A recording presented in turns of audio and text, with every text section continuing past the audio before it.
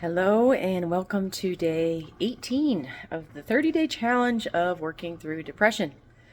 So I'm cooking right now, so I'm trying to stay somewhat in the kitchen. So anywho, I just hope the last 18 days, whoever ends up watching this, that you're staying consistent in good habits. I've wondered if you've built any new habits outside of, the habits I've been constantly talking about. So good hygiene, like brushing your teeth, taking care of yourself, getting enough sleep, limiting the caffeine. Actually, I just read an article today that a lot of caffeine kind of takes away from your bone density. So that kind of made me think a bit. But anywho, it's really about showing up every day with fresh joy and fresh faith for the day, right? We're on this journey, and if you read any good story, actually, I just read a really good book series recently. Lost a lot of sleep. Oh, snap. Oh, wait. I still got my 7 hours in because it's fall break around here. So, anywho. So any good story, of course, the main character, sometimes it lags, right? The main character is just battling the same thing over and over again, but eventually they push through, and before you know it, they're on a whole nother level. Their destiny is amazing. They've made new relationships, new connections. All that can happen if you can just stick with it, stay hopeful, right?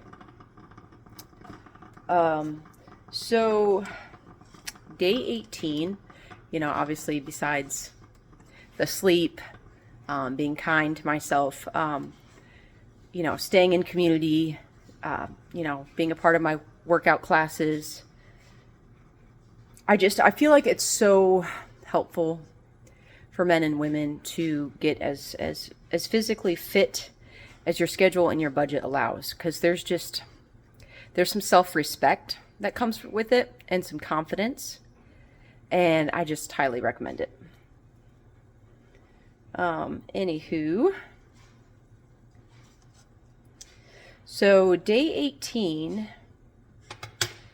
I've been listening to my podcast lately, just learning and growing in every area of life that I can. I'm trying to use my time wisely, but I would just say what really hit me today, since my other half has been working a lot, is how most of the time a part of me just does not function well when I'm away from, the love of my life.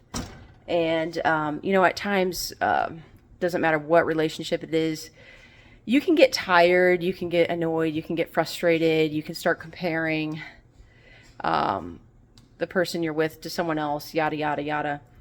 But, the truth really hits home when your other half is gone a lot, and you realize, wow, my anxiety's kicking in. They're not around.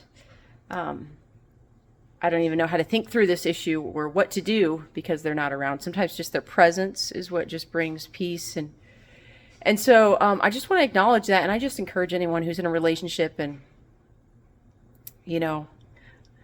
I've yet to come across one relationship that doesn't have its problems, but just really think through, the person in your life, do you feel their absence when they're gone?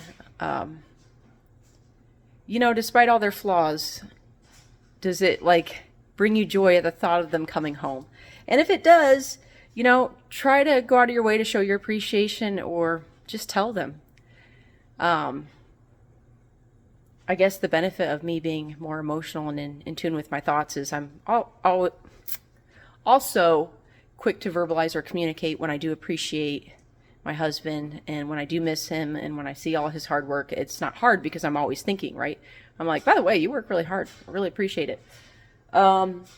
Sometimes though, depending on how moody I am, sometimes I do shut down and I withhold encouragement that needs to be shared, because how many people can say anymore that, it brings them a lot of joy when their spouse comes home. I don't know. I just feel like a lot of relationships nowadays are just kind of unhappy, and it really makes me sad, and it makes me grateful for my man. So, anywho, I'm boiling some chicken right now. I'm gonna make some chicken tacos. So I gotta babysit my chicken. But anywho, gosh, these videos, they are getting worse and worse. I don't know. I'm just gonna stick with it. This is a 30-day challenge. Day 18. Hope you're doing good. Bye-bye.